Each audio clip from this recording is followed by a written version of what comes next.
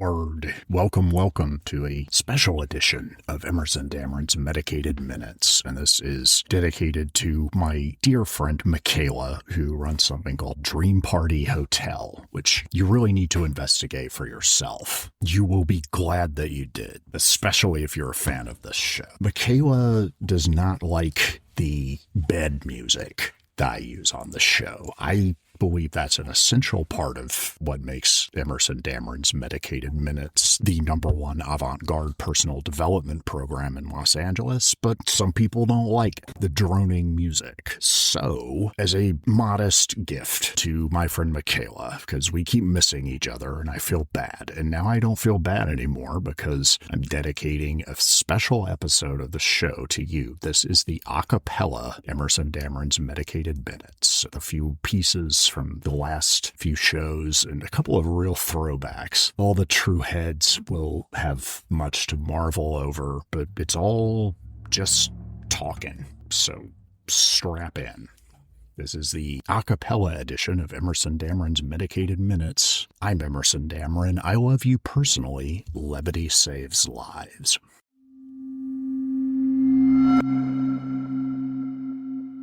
I didn't start collecting obsolete office equipment because I yearn for the past. Don't give me that look. I know what that means. I can tell when someone's romanticizing me. If you put me on a pedestal, I'm just gonna fall off and bang my head. I'm tall. If I liked knots on my head, I'd know by now. I started collecting obsolete office equipment because the present wouldn't stop pinging me. You know what I mean. The present is chatty. It touches in, checks base, whatever. It wants to know how you're really doing, like it's allowed to care. Much pity is sugar-coated contempt. Concern is just surveillance with better table manners. A man can only be looped in so many times before he begins to crave the honest click of a rotary dial. The kind of sound that doesn't flatter you. It resists. It drags. It makes you work for it. You seem like the type who appreciates a little effort. I wanted machines that didn't pretend to be friendly. Machines that didn't smile with their fonts. Machines that didn't ask about my weekend while quietly archiving my loneliness. So I bought them. Adding machines, staplers, a steel 3-hole punch that looked like it had survived a war it didn't understand and didn't feel the need to explain. I arranged them in my apartment like parishioners in a small tax-deductible cathedral. No, I don't know how that sounds, and I don't care. Moving on.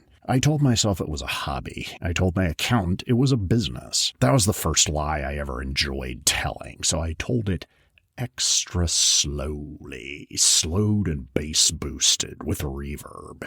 The second lie arrived wearing Brooks Brothers. He was polite, unhurried, dressed like a man who could ruin you without raising his voice, which, I'll admit, has its own kind of charisma. He held my documents the way some people hold hands, with a tenderness that implies anticipated leverage. He didn't look at me at first. He looked at the stapler. Interesting, he said, stroking the chrome like it might purr raspily. Vintage. Conditions intimate. I laughed. That reflex courtesy laugh, you know the one. You do it when someone makes your possessions feel indecent. You'd have laughed too, Giggles. Don't pretend you wouldn't. He didn't laugh back. His mouth stayed flat, like humor was an expense he'd already budgeted for. He'd asked to see the inventory, which I'd never called it before. Funny how authority renames things just by looking at them, colors them in Schrodinger's beige.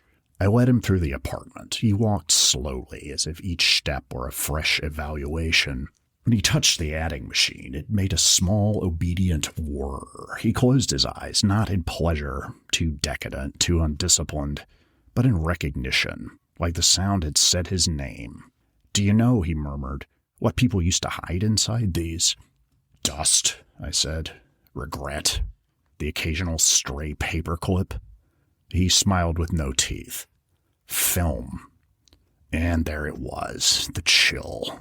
Nothing dramatic, just enough to notice, as if the air had been reclassified. He pointed to a mustard yellow telephone with a scuffed receiver. "This one," he said. "May I?" He didn't wait. Something twisted, something I hadn't known could twist, and a thin, brittle strip slid out like a tongue. Microfilm, old enough to feel illegal just by existing. He held it up to the light as if checking the transparency of my soul. Then he looked at me. "Congratulations," he said. "You've been laundering history. Now here's the part I won't pretend to be noble about."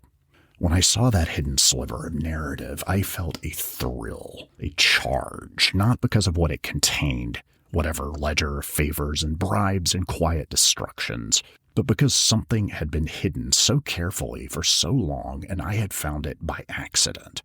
I had stumbled into someone else's secrecy, which, if you think about it, is basically how intimacy works. Maybe you haven't tasted that yet. You will. He sat at my kitchen table as if it were a courtroom and I was the furniture. He explained, gently, that the film documented a ring. Embezzlement, blackmail, private arrangements recorded in office language so dry it could start a fire. Names, dates, amounts. The kind of numbers that only add up after you subtract your dignity and divide it by the sum of your self-reproach. "Why are you telling me this?" I asked. "I've never even wanted to be part of a ring." He tapped my receipts. "Because you claim depreciation." "I claim truth," I said. "This was a mistake. I knew it as soon as I said it.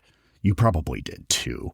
Don't worry, we all have our little tells. I've already caught 2 of yours." He leaned in closer. I caught his aftershave, clean, bureaucratic, faintly predatory. "Objects lose value," he said. "But desire doesn't. It just changes its packaging." I felt the sharp tickle of that sentence worming its way into my brain. He offered me a deal. No sex, no romance. Those are amateur bribes. He offered protection, anonymity, assistance, a clean path through the labyrinth, if I handed over the collection and kept my mouth shut. It should have been easy to refuse, but I'd recently learned the eroticism of paperwork. Divorce will do that to you. Who signs? Who yields? Who keeps the Russian doll collection, which is a blast to inventory? I knew how cleanly a life could be reduced to initials on a line. So I told him no. Not dramatically, not heroically, just no. Like closing a small door while maintaining eye contact. His eyes narrowed. "Then you understand," he said, "that you're choosing risk." "I'm choosing ownership," I said, "of my mistakes. And yes, I know how that sounds." He stood, smoothed his suit, and headed for the door.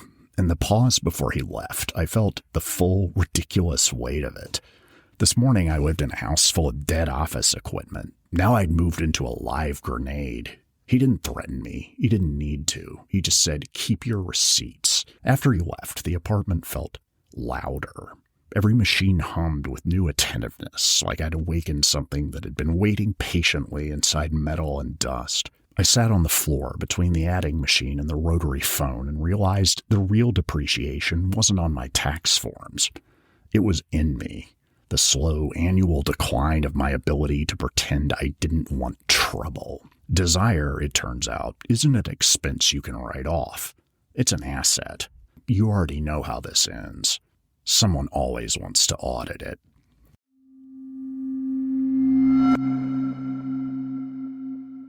Yes, I know you want me. It's laughably obvious. When I come into the room, you lick your lips and gyrate your hips like some awkward, besotted Elvis impressionist, which doesn't work for you when you forfeit your swagger, charm, and charisma. The horny, desperate gestalt is unmistakable. You want me, and I'm not mad about it. Attraction isn't a choice. We don't have much conscious control over who gets us crushed out and hot at the crotch. Usually it's someone German engineered to make us miserable, and I am, it must be said, devastatingly sexy.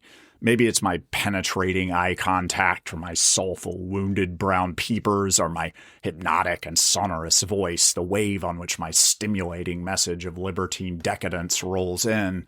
It could be my sly and sophisticated sense of humor, or the strong stillness of my deep, grounded masculine presence, or my well-honed skills as a patient and passionate lover, which are internationally known as those who experience them are doomed to run their mouths. Whatever it is, everybody wants me, and I'm reluctant to complain. The party doesn't start when I walk in. It follows me everywhere I go. There's someone for everyone, and that someone is me, because everyone wants me.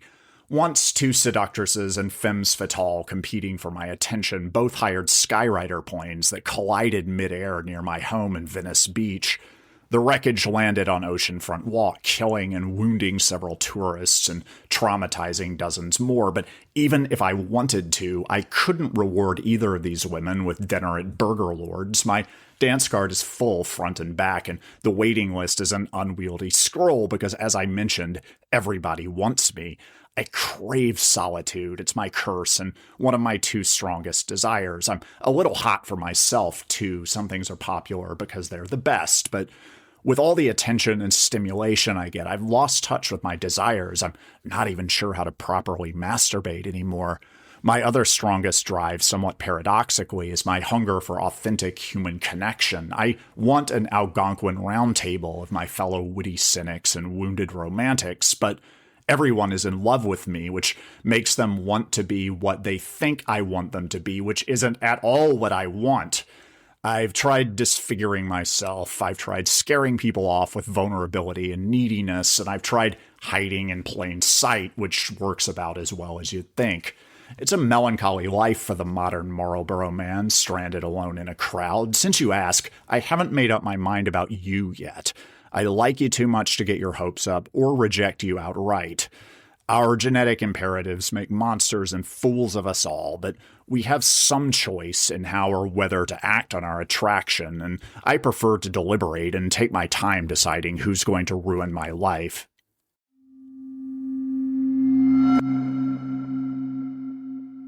What do you really want? Dating apps don't work. You want drama, sparks, friction. You need Polarizer, the first and only dating app based on the concept of sexual polarity, the masculine and feminine. We've all got a little bit of both, and some of us take a little bit more of the other. When you find yourself in the throes of the ecstatic and sometimes wildly destructive union of the feminine and masculine energies, as your heart shatters at the exact moment of your convulsive volcanic orgasm, you are not going to care about this person's 5-year plan. Polarizer runs on an exclusive algorithm that factors in painful insecurities, Jungian shadow material, and the narcissism of small differences to match you with someone who will annoy you just enough for the best hate sex of your life. You are someone's fetish, and Polarizer is free to join, so get polarized today. You'll regret it in the best possible way.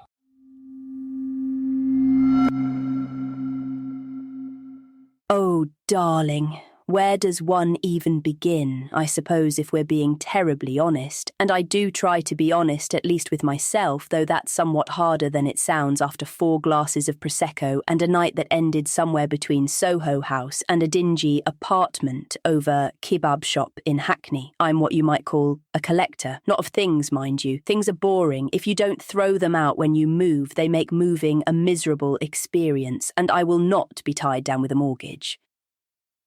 Not after that DJ wearing what he called stunner shades annihilated my credit rating in less than 72 hours in Monaco. I collect experiences, peak experiences, the sort of divine, debauched encounters that Jarvis Cocker and Sophie Ellis-Bextor would spontaneously duet about.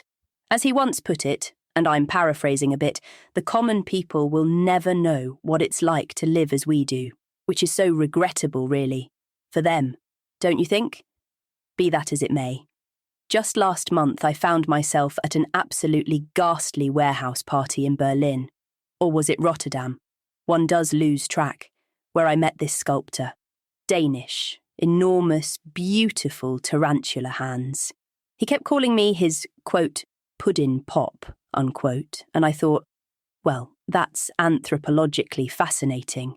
Before I knew it, I was bent over a Bauhaus chair in his studio explaining finer points of British restraint and its fascinating knock-on effects that ripple through our culture, society, and sometimes our more off-colour sexual fantasies.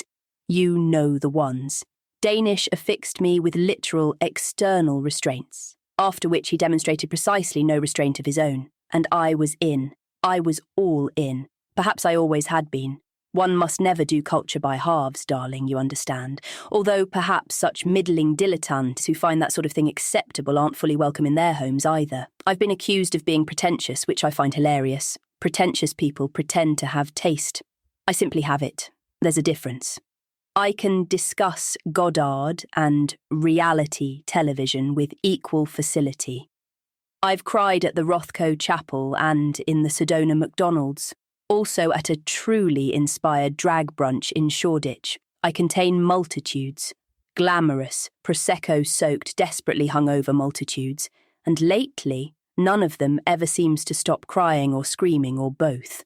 The truth, such as it is, and don't you dare tell anyone, is that I'm absolutely terrified that none of this means anything, that I'm just floating through life in a half-awake, half-delirious fugue state, accumulating experiences like stamps in a passport, waiting for someone to check my homework, to tell me I've done it right, that it's replicable, but not, like, too replicable.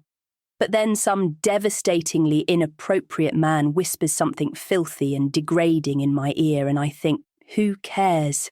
At least I'm not boring. I never bore myself, and I do have impossibly high standards that only the swashbuckling wild men who devote their Sundays to rabbinical passing of Schopenhauer after a long week of conquering windmills, especially the windmills with rent control, could ever even attempt to understand. But boredom, darling. Boring yourself, wishing your life away, pitting your own convenience and lassitude against your heart and all the people who will love it, and you, whether you love your heart or not yet. That, darling, to be boring, that is the only unforgivable sin. It's the fate of boring people and perhaps a long-game masochist or two. Please do note that I don't need to forgive you to fuck you. Oftentimes it's more transgressive and better and fun and more delightfully post everything if I don't you think?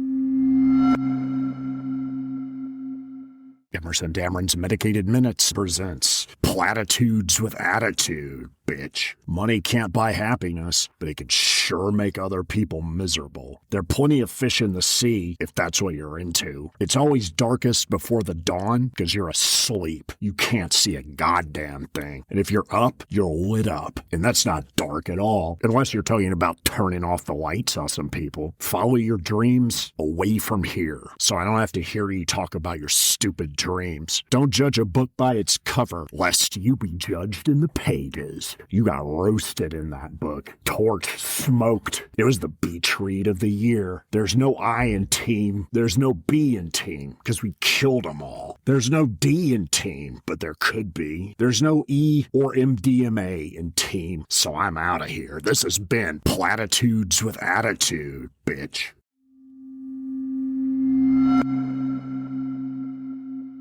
Hey baby, you been working out? The booty's looking fine. Looking stacked as always. Better than usual. I want to kick it with you. Yeah, you know what I'm talking about. Kick that cocaine. It's the only thing cramping your style, baby. You've got too much going for you. You have stuff going up your nose like that. I know what's up with that. Yeah, I'm tired of it. It was fun 18 months ago, back when we were kicking it, but I was kicking it with you and unkicking that cocaine. I know you're back on it too. You gotta do something about that. It's gotta be real hard to get off it, like some other things that are real hard. Higher level calculus, that's hard. Cement, things of that nature. The bottom of the pool, if you dive in the shallow end and hit your head, that's real hard. Kicking cocaine's not that hard. The hard part is the first part. Kind of like my hard part has always been the first part. Starting a new lifestyle. It's like that. You got style. I want to get in your life, get in some other things, get in the program. No, I'm not talking about 12-stepping, not talking about half-stepping. Got another kind of program in mind, baby, based on Buddhism as a meditation. You don't have chips. It's not about time. Time has no meaning when you're having hot sex. Time can go by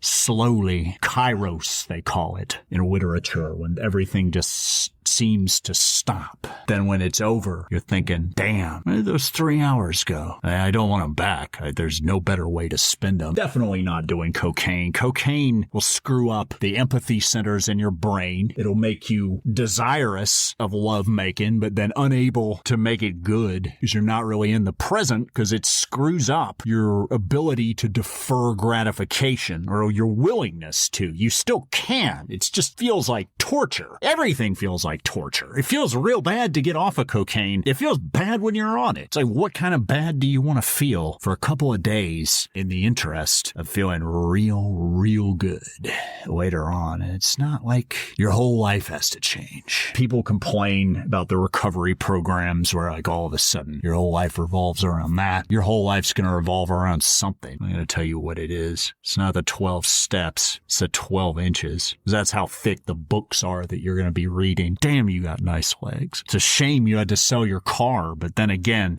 damn, as they say, nobody walks in LA. That's why nobody's fine like you are. Everybody's beautiful in their own way, not in your way. You're an exquisite, smooth, delicate skin, like onion skin typing paper. And it's a hard world for someone so bespoke, so artisan, so exclusive as you. That I got just the thing that's going to help you, that's going to help both of us, learn and grow together. I'm growing right now. I'm growing by leaps and bounds. And I might tell you about it later. It's going to change your life. Hell yeah.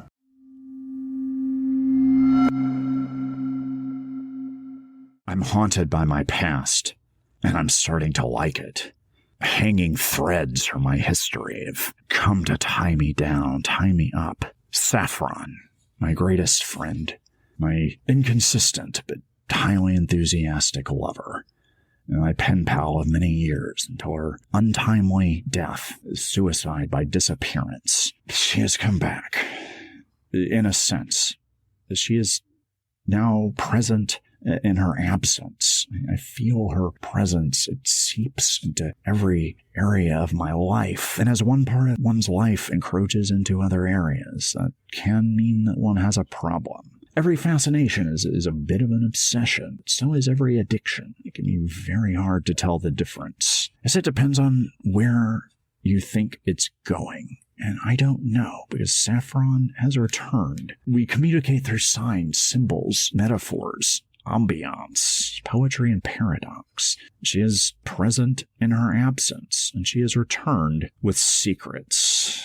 Heavy ones, dark, dangerous ones, explosive ones. She's handed me a live grenade, and I have a raging hard on. I've never been this erotically charged up. I've never been this embodied, this enthusiastic. I've never felt so free. I've never been as somatically and erotically charged up. I can feel lightning coming out of my fingertips, and I can hear fallen power lines snapping at night as I hear the sounds of the trains that are both soothing and mournful and heartfelt, but also eerily vacant, like these memories from the past. My therapists don't get it. They say I need to get out of the past. I need to get in the present.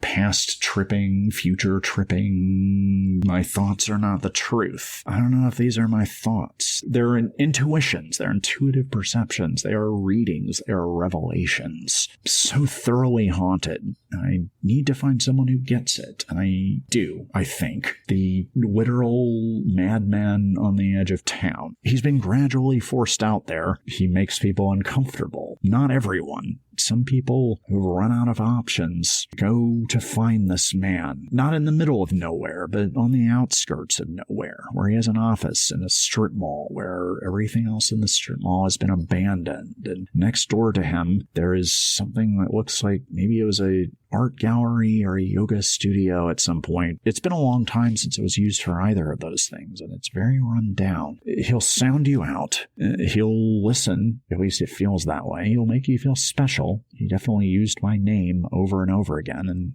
repeating my name over and over again is an excellent vocal exercise. I've noticed that when I meet actors, they enjoy doing it. But this guy was not an actor. If he was beyond Nicolas Cage on the visionary front. I don't think he was. I think he was truly a visionary. And he saw me, and he saw the signs and symbols and old Windows 95 screensavers and MIDI synthesizer music and pastels and computer animation that I was so thoroughly haunted by, and he understood my relationship with Saffron. We no longer communicated in language. It didn't matter what color she dyed her hair this time, or what wisecrack she had to make when she realized I was learning the same lesson yet again. We were beyond that. were communicating in some sort of code that I understood intuitively, but not actively, not in such a way that I could explain it or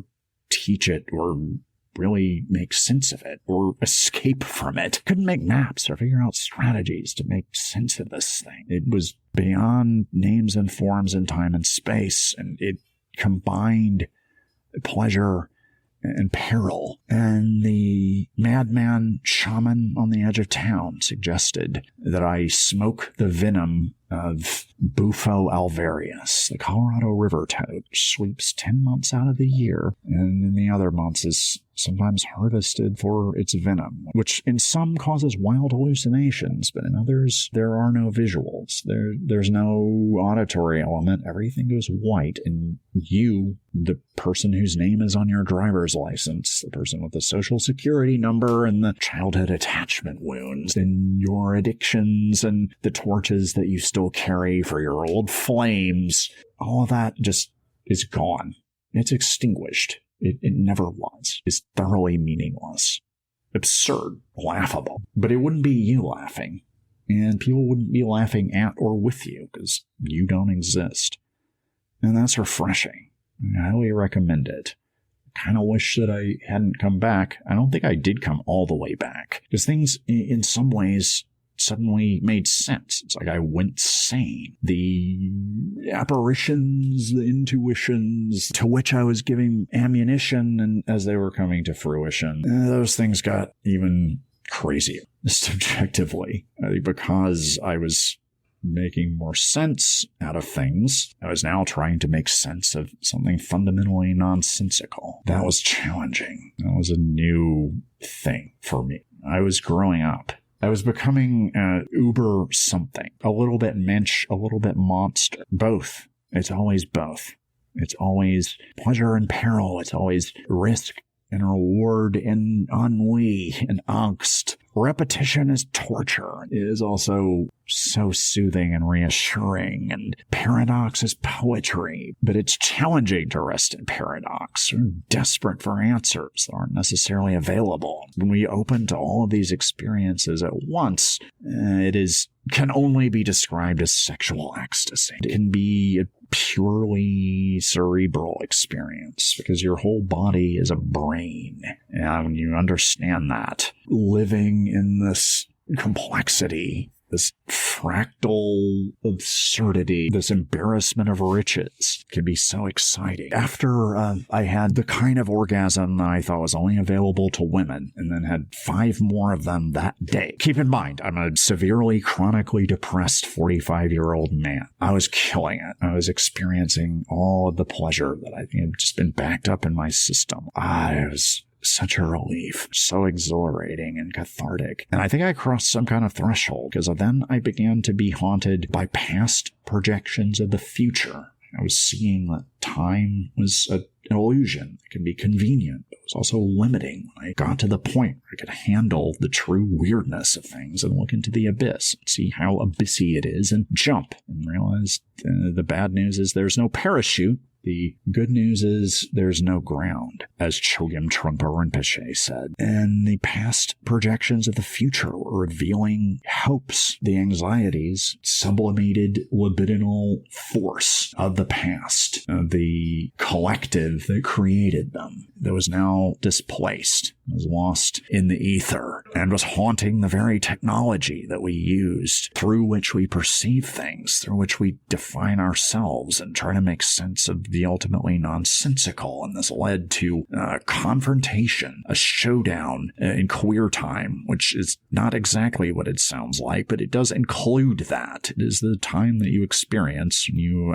comprehend that time as you previously experienced it was an illusion. I took a few L's, but then I started taking W's. I would say I was putting wins on the board. I would say that the work on myself, such as that person has ever been, was paying off. It really didn't have anything to do with me. It was just kind of happening because I was letting it happen by embracing and experiencing and thus harnessing the force of the triumph of my own desires and allowing the triumph of my desires to happen. And as I let go of my need for control, desires ceased to be my masters and became my faithful servants that served me beyond what I ever could have possibly anticipated, expected, or desired, or had the imagination to ask for. And I had a passionate relationship with something ineffable. I don't know if it was the infinite.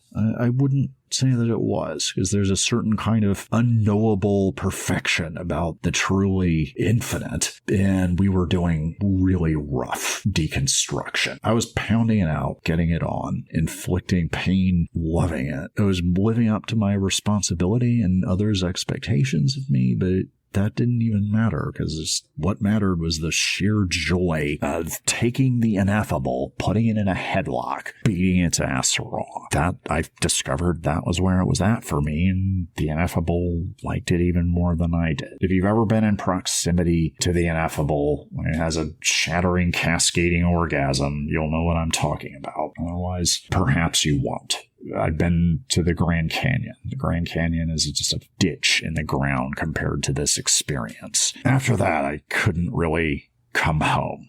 I'd been told by my former therapist that I could always come back. The shaman at least had the self-immolating candor to let me know that he would see me on the other side, but I would be fundamentally transformed in ways that were unpredictable. And I was found that I was able to juggle the sublime and the abject. I was able to release my resistance, brace the transitory nature, the fluidity, the flux, the flow of everything. I kind of went a little nuts after that, and it was cool. Everything changed, and it was chill.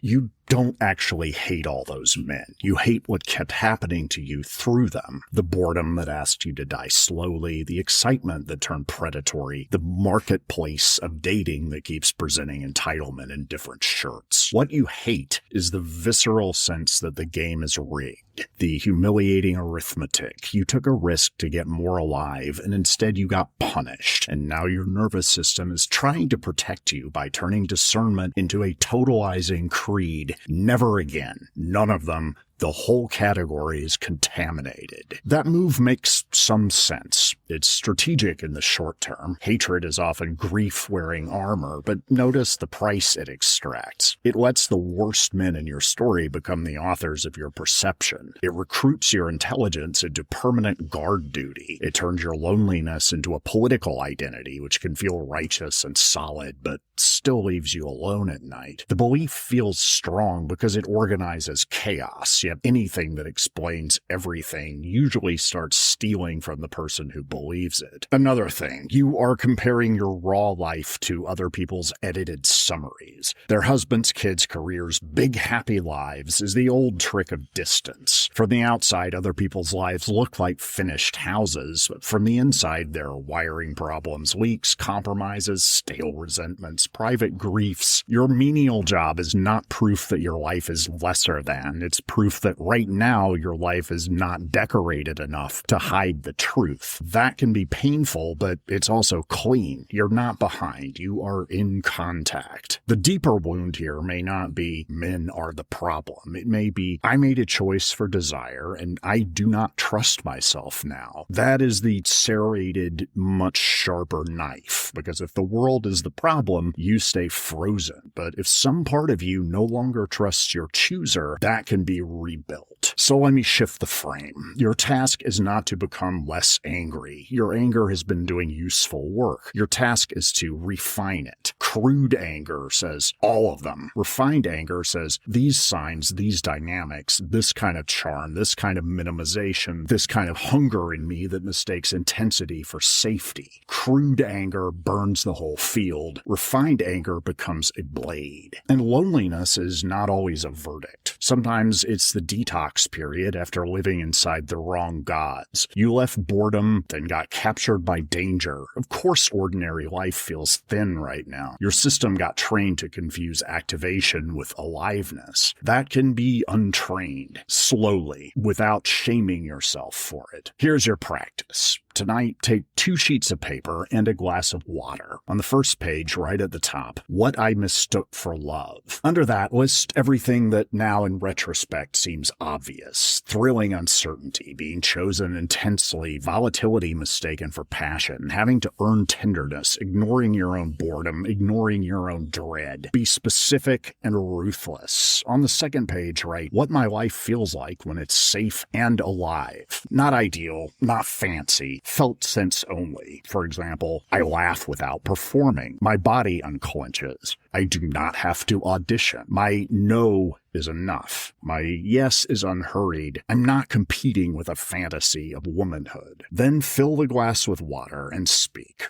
I return the job of punishing the world to the world. I keep only the job of protecting my life. Tear up the first page and throw it away. Keep the second page under your pillow for 7 nights. For the next 30 days, impose one elegant discipline. Do not date anyone who creates confusion in the first 3 interactions. No decoding, no generosity toward mixed signals, no chemistry discounts. You're not screening for excitement, you're screening for coherence. And one more prescription. Once a week, initiate one small intimacy that has nothing to do with romance or status. Invite one friend to tea, a walk, a cheap lunch, a voice memo exchange, a museum-free day, a porch sit. Not when everyone is available. Name a day and ask. You do not need to have a big, happy life. You need repeated human contact that does not cost your nervous system. Your life is not overgrown with lack. It's overgrown with false comparisons and scorched earth conclusions. That can change. You're not a woman who failed and got stuck with the leftovers. You're a woman in the aftermath of disillusionment, learning the difference between intensity, ideology, and actual nourishment. That is a harder education than most people get. It's also a real one.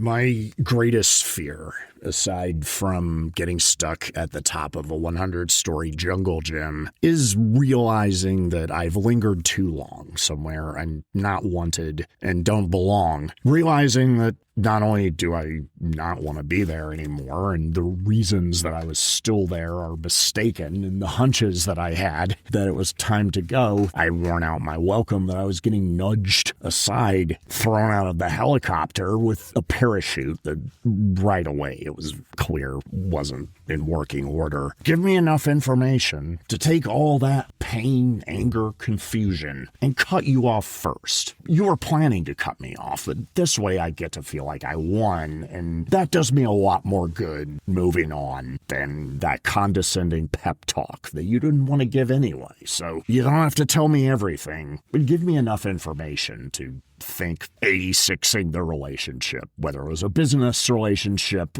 more likely a sexual relationship. Let me think it was my idea, because I'm working on taking agency for things, and I'm just getting started on that. So, let me win. Like you let kids cheat at Candyland. I hate pity. I hate fake sympathy. But, show me some grace. Show me that you love me by letting me know that you're starting to wonder whether or not you love me. And now you're going to love me a lot. I'll make sure of it. Because now I'm so good. I'm so calibrated that I could cut you off before you even start thinking about it. And you're either not going to like that or you're really going to like it, in which case, come on back, because we got unfinished business. That's what you want to be tonight. You spend all your time being a subject. It's exhausting. Come on over and let's make the most of this painfully confusing situation in which we found ourselves.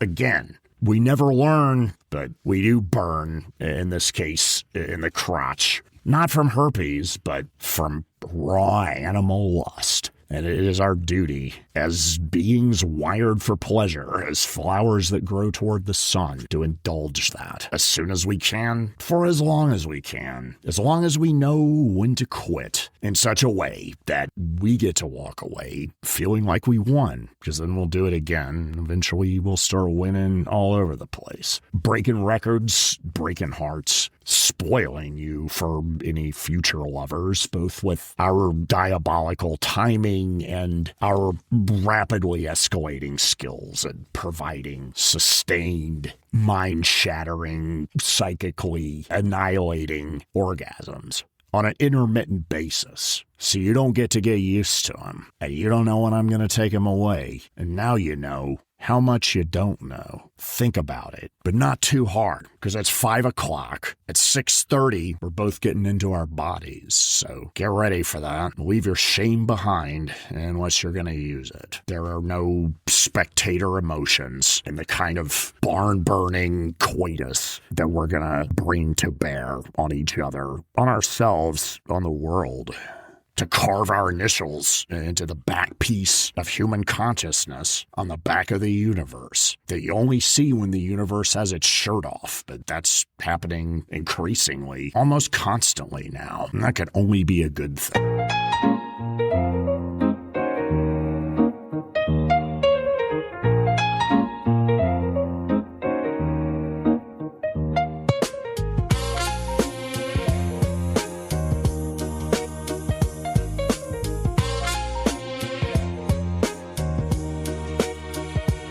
I gave the dice my name, and they gave me back a stranger. He wore my shirt and used my teeth to eat.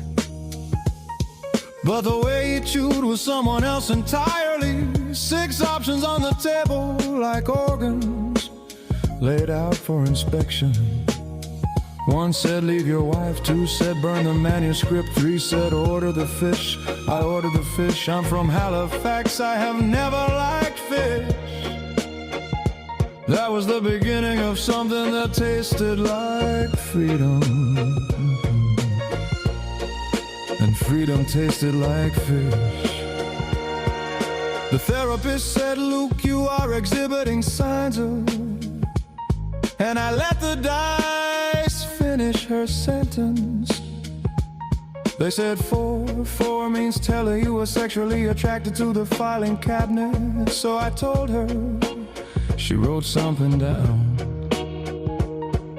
The pencil moved like a medical instrument across her yellow legal pad, and I wanted to ask the dice whether I should grab that pencil and push it through the soft geography of my own hand. Yeah, but it was not my turn to warm. The cube decides, the meat obeys. The cube decides, the meat obeys. And what you called your personality was just a cramp. And did I mention tension? A habit of the jaw. Tuesday the dice said, be kind to everyone you meet. I was kind to the woman at the laundromat. She smelled like detergent and a life I could have entered. I said, you have beautiful hands, and she looked at me the way you look at a dog that has learned to speak, but only knows 4 words and uses all of them incorrectly. Wednesday the dice said, steal something meaningful. I stole a book about dice from a bookstore. The clerk watched me do it. I let him watch. Theft requires a witness, or it is just relocation. Luke understood what the doctors could not stomach, that the self is a tumor you can choose to remove. Not with a scalpel, but with probability. Each face of the die, a little death of preference. You mourn nothing because you chose nothing. The dice chose and you were just the hand.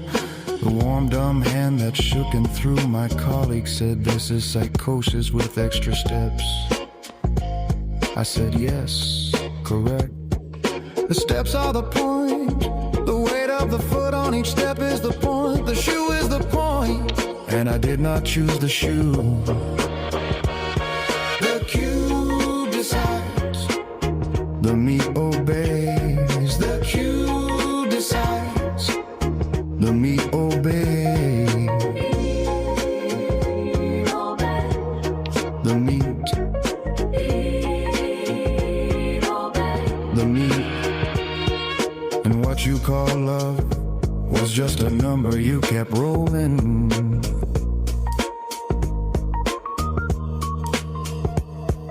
In chapter 37, Luke makes love to a woman he does not find attractive because the dice said 5, and 5 means yes to the body in front of you. He described it clinically, the way a surgeon describes opening his 100th chest, not with passion but with the specific attention of a man who has abandoned the concept of passion and found something worse underneath it, which is obedience to nothing, which is the most American form of God there is.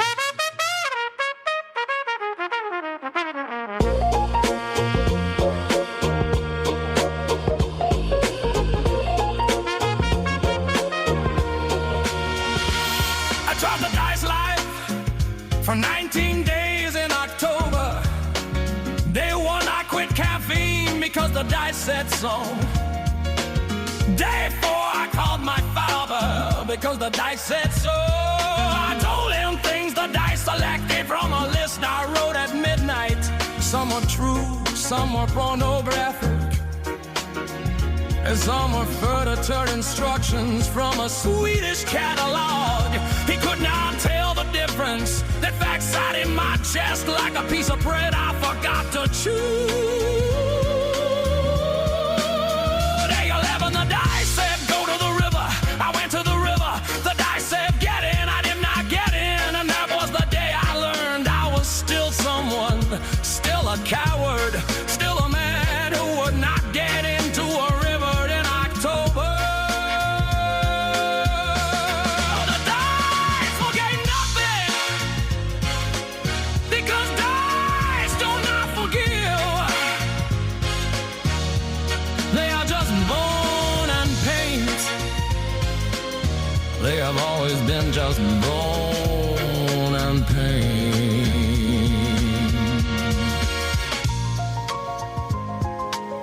And the disease is this, that every morning you wake up and pretend to choose the coffee and the shoe and the tone of voice you use to say good morning to a person you decided to love before you knew that deciding was the problem. The dice did not fix Luke. The dice